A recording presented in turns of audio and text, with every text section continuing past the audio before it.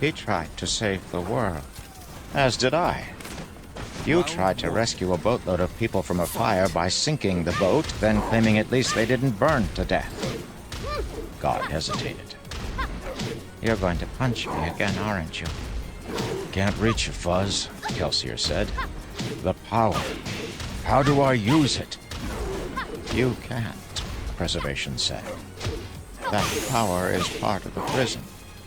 This is what you did by merging your soul to the well, Kelsier. You wouldn't be able to hold it anyway. You're not connected enough to me. Kelsier settled down to think on this, but before he had time to do much, he noticed an oddity. Were those figures in the chamber outside? Yes, they were. Living people marked by their glowing souls. More inquisitors come to drop off a dead body? He hadn't seen any of them for ages. Two people stole into the corridor and approached the well, passing rows of pillars that showed as illusory mist to Kelsier. They're here, Preservation said. Who? Kelsier said, squinting.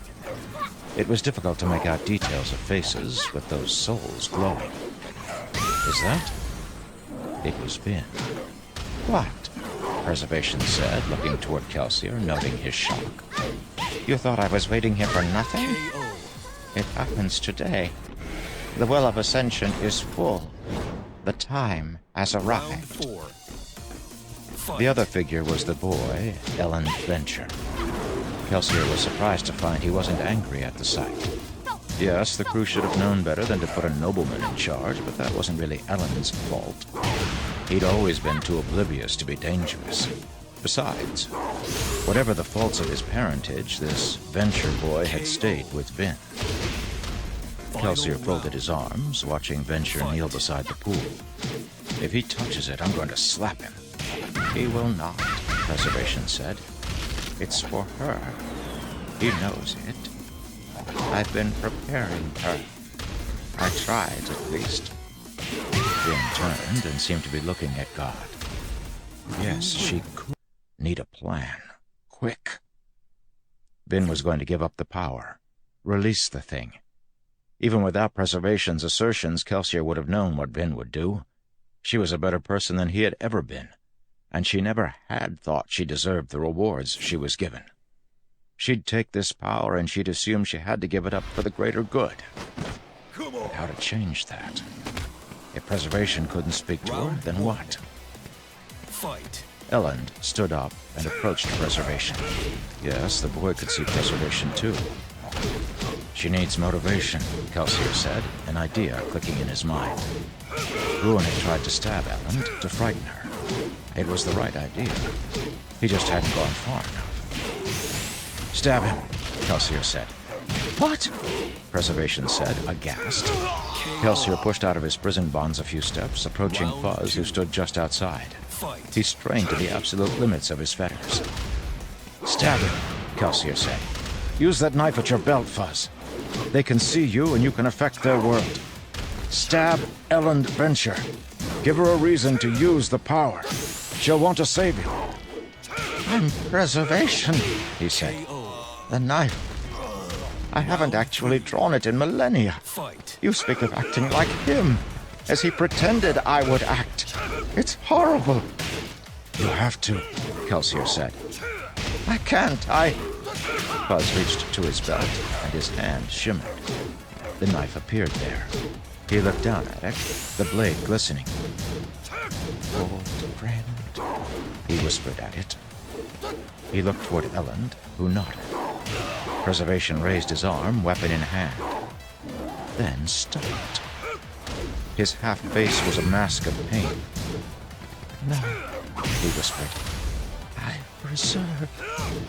He's not going to do it, Kelsier thought, watching Ellen talk to Vin, his posture reassuring. He can't do it. Only one option. Sorry, kid, Kelsier said. Kelsier grabbed Preservation's shimmering arm and slashed it across the Venture boy's stomach. He felt as if he were stabbing his own flesh, not because of Venture, but because he knew what it would do to Vin. His heart lurched as she rushed to Venture's side, weeping. Well, he'd saved this boy's life once, so this would make them even. Besides, she would rescue him. She'd have to save Ellen. She loved him. Kelsier stepped back, returning to his prison proper, leaving an aghast Preservation to stare at his own hand as he stumbled away from the fallen man. Gut wound, Kelsier whispered. It'll take time to dive in. Grab the power. It's right here. Use it. She cradled Venture. Kelsier waited, anxious. If she entered the pool, she'd be able to see Kelsier, wouldn't she? She'd become transcendent, like Preservation. Or would she have to use the power first? Would that free Kelsier? He had no answers, only an assurance that whatever happened, he could not let that thing beyond escape. He turned, and was shocked to find it there. He could sense it, pressed against the reality of this world, an infinite darkness. Not just the flimsy imitation of Preservation he'd made before, but the entire vast power. It wasn't in any specific space, but at the same time it was pressed up against reality and watching with a keen interest. To his horror, Kelsier saw it change, sending forward spines like the spindly legs of a spider. On their end, dangling like a puppet, was a humanoid figure. It whispered. She looked toward the pool, her posture grieved. Then she left Venture and entered the well, passing Kelsier without seeing him and reaching the deepest point. She sank slowly into the light. At the last moment, she ripped something glowing from her ear and tossed it out. A bit of metal. Her earring? Once she sunk completely, she did not appear on this side. Instead, a storm began. A rising column of light surrounded Kelsier, blocking him from seeing anything but the raw energy. Like a sudden tide, an explosion, an instant sunrise. It was all around him, active, excited. You mustn't do it, child, Ruin said through his human-like helmet. How could it speak with such a soothing voice? He could see the force behind it, the destruction. But the face it put on was so kindly. Fight. You know what you must do. Don't listen to it, Vin, Kelsier screamed, but his voice was lost in the roar of the power. He shouted and railed as the voice conned Vin, warning her that if she took the power, she'd destroy the world. Kelsier fought through the light, trying to find her, to seize her and explain. He failed. He failed horribly. He couldn't make himself heard, couldn't touch Vin, couldn't do anything. Even his impromptu plan of stabbing Ellen proved foolish, for she released the power. Weeping, flayed, ripped open, she did the most selfless thing he had ever seen. And in so doing, she doomed them. The power became a weapon as she released it. It made a spear in the air, and it ripped a hole through reality and into the place where Ruin waited. Ruin rushed through that hole to freedom. 4. Kelsier sat on the lip of the now empty Well of Ascension. The light was gone, and with it his prison. He could leave. He didn't seem to be stretching away and fading. Apparently, being part of Preservation's power for a time had expanded Kelsier's soul, letting him linger. Though honestly, he wished he could vanish at this moment. Vin, glowing and radiant to his eyes, lay beside Ellen Venture, clutching him and weeping as his soul pulsed, growing weaker. Kelsier stood up, turning his back toward the sight. For all his cleverness, he'd gone and broken the poor girl's heart. I must be the smartest idiot around, Kelsier thought. Fight. It was going to happen, Preservation said. I thought, maybe. From the corner of his eye, Kelsier saw Fuzz approach Vin, then looked down at the fallen Venture. I can preserve him, Preservation whispered. Kelsier spun. Preservation started waving at Vin, and she stumbled to her feet. She followed the god a few feet to something Ellen had dropped, a fallen nugget of metal. Where had that come from? The Venture boy was carrying it when he entered, Kelsier thought. That was the last bit of metal from the other side of the room, the twin of the one the drifter had stolen. Kelsier approached as Vin took the nugget of metal, so tiny, and approached Elend, then put it into his mouth. She washed it down with a vial of metal. Round 3. Soul and metal Fight. became one. Elend's light strengthened, glowing vibrantly. Kelsier closed his eyes, feeling a thrumming sense of peace. That was good work, Buzz, Kelsier said, opening his eyes and smiling at Preservation as the god stepped over to him. Vin's posture manifested incredible joy. I'm almost ready to think you're a benevolent god. Stabbing him was dangerous, painful, Preservation said. I cannot condone such recklessness, but perhaps it was right, regardless of how I feel. Ruin's free, Kelsier said, looking upward. That thing has escaped. Yes. You win. Fortunately, before I died, I put a plan into motion. I can't remember it, but I'm certain that it was brilliant. You know, I've said something similar myself on occasion, after a night of drinking. Kelsier rubbed his chin. I'm free, too. Yes. This is where you joke that you aren't certain which was more dangerous to release, me or the other one. No, Fuzz said. I know which is more dangerous. Failing marks for effort there, I'm afraid.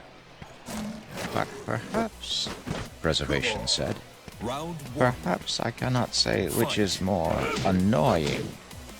He smiled. With his face half melted off and his neck starting to go, it was unnerving, like a happy bark from a crippled puppy. Kelsier slapped him on the shoulder. We'll make a solid crew member out of you yet, Fuzz. For now, I want to get the hell out of this room. KO. Part 3. Round 2. Spirit. Fight. 1. Kelsier really wanted something to drink. Wasn't that what you did when you got out of prison? Went drinking, enjoyed your freedom by giving it up to a little booze and a terrible headache? When alive, he'd usually avoided such levity. He liked to control a situation, not let it control him. But he couldn't deny that he thirsted for something to drink, to numb the experience he'd just been through. That seemed terribly unfair.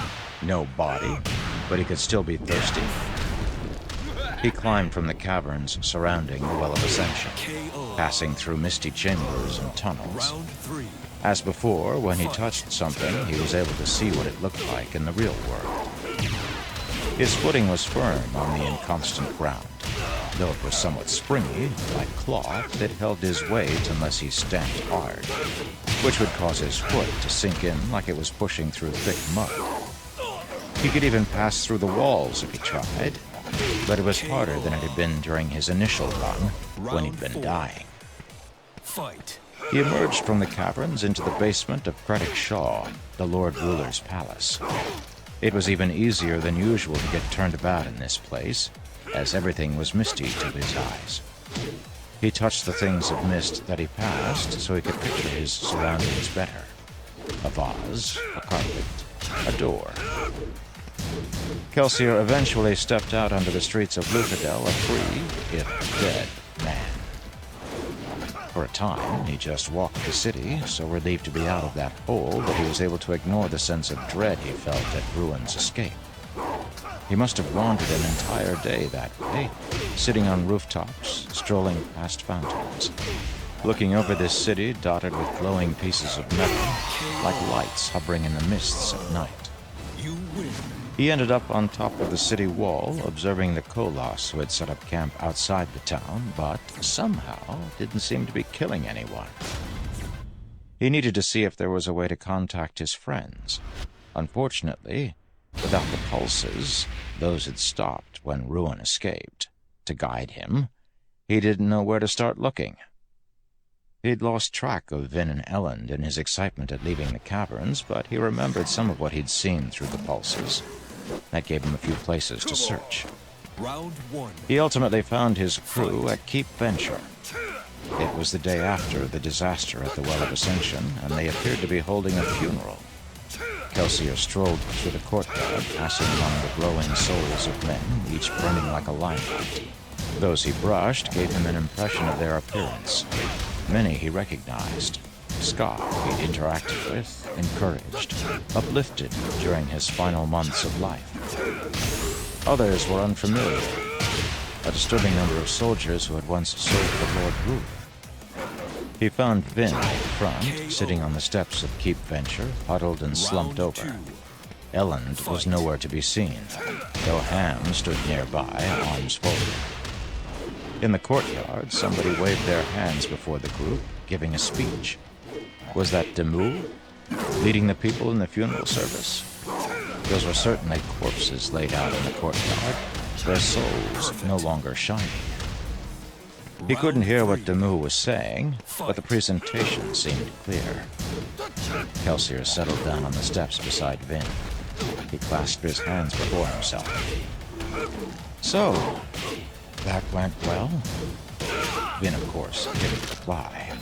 I mean, Kelsier continued, yes, we ended up releasing a world-ending force of destruction and chaos, but at least the Lord Ruler is dead. Mission accomplished. Plus, you still have your nobleman boyfriend, so there's that. Don't worry about the scar on his stomach. It'll make him look more rugged. Mists know the little bookworker could use some toughening up. She didn't move, but maintained her slumped posture. He rested his arm across her shoulders and was given a glimpse of her as she looked in the real world. Full of color and life, yet somehow weathered. She seemed so much older now, no longer the child he'd found scamming obligators on the streets. He leaned down beside her. I'm going to beat this thing, Vin. I am going to take care of this. And how, Preservation said from the courtyard below the steps, Round 1. are you going to accomplish that? Kelsier looked up. Though he was prepared for the sight of Preservation, he still winced to see him as he was, barely even in human shape any longer. More dissolved bunch of weaving threads of frayed smoke, giving the vague impression of a head, arms, legs. He's free, Preservation said. That's it. Time up. Contract due. He will take what was promised. We'll stop him. Stop him. He's the force of entropy, a universal constant. You can't stop that any more than you can stop time. Kelsier stood up, leaving Vin and walking down the steps toward Preservation. He wished he could hear what Demu was saying to this small crowd of glowing souls. If he can't be stopped, Kelsier said, then we'll slow him. You did it before, right? Your grand plan? Preservation said. Yes, there was a plan. I'm free now. I can help you put it into motion. KO. Free! Preservation laughed. Round 3. No, you've just entered a larger prison. Tied to this realm, bound to it. There's nothing you can do. Nothing I can do. That, he's watching us, you know, Preservation said, looking upward at the sky. Kelsier followed his gaze reluctantly. The sky, misty and shifting, seemed so distant. It felt as if it had pulled back from the planet, like people in a crowd shying away from a corpse. In that vastness, Kelsier saw something dark, thrashing, writhing upon itself, more solid than mist, like an ocean of snakes obscuring the tiny sun. He knew that vastness. Ruin was indeed watching. He thinks you're insignificant, Preservation said. I think he finds you amusing. The soul of Eti that is still in there somewhere would laugh at this. He has a soul? Preservation didn't respond. Kelsier stepped up to him, passing corpses made of mists on the ground. If he is alive, Kelsier said, then he can be killed, no matter how powerful. You're proof of that, Fuzz. He's killing you. Preservation laughed, A harsh, barking noise. You keep forgetting which of us is a god, and which is just a poor dead shadow, Fight. waiting to expire. He waved a mostly unraveled arm, fingers made of spirals of unwound, misty strings. Listen to them. Doesn't it embarrass you how they talk? The survivor? Ha! I preserved them for millennia. What have you done for them? Kelsier turned toward the moon. Preservation appeared to have forgotten that Kelsier couldn't hear the speech. Intending to go touch Demu to get a view of what he looked like now, Kelsier brushed one of the corpses on the ground. Fight. A young man, a soldier by the looks of it. He didn't know the boy, but he started to worry. He looked back at where Ham was standing. That figure near him would be Breeze. What of the others? He grew cold and started touching corpses, looking for any he recognized. His motions became more frantic. What are you seeking? Preservation asked. How many? Kelsier swallowed. How many of these were friends of mine? Fight. Some, Preservation said. Any members of the crew? No, Preservation said, and Kelsier let out a sigh. No, they died during the initial break-in, days ago. Dachshund, clubs. A spear of ice shot through Kelsier. He tried to stand up from beside the corpse he'd been inspecting, but stumbled, trying to force out the words. No. No, not docs. Preservation nodded. What? When did it happen? How? Preservation laughed. Sounded nice. He showed little of the kindly, uncertain man who had greeted Kelsier when he'd first entered this place. Both were murdered by Kolos as the siege broke. Their bodies were burned days ago, Kelsier. While you were trapped. Kelsier trembled, feeling lost. Kelsier said. Dox. I wasn't here for him. I could have seen him again as he passed. Talked to him. Saved him, maybe? He cursed you as he died, Kelsier, Preservation said, voice harsh. He blamed you for all this. Kelsier bowed his head. Another lost friend. And clubs, too? 2 good men. He'd lost too many of those in his life, damn it. Far too many. I'm sorry, Docs, clubs. I'm sorry for failing you. Kelsier took that anger, that bitterness and shame, and channeled it. He'd found purpose again during his days in prison. He wouldn't lose it now. He stood and turned to Preservation. The god, shockingly, cringed as if frightened. Kelsier seized the god's form, and in a brief moment was given a vision of the grandness beyond. That pervading light of Preservation that permeated all things. The world, the mists, the metals, the very souls of men. This creature was somehow dying, but his power was far from gone. He also felt Preservation's pain. It was the loss Kelsier had felt at Dox's death, only magnified thousands of times over. Preservation felt every life that went out. Felt them and knew them as a person he had loved.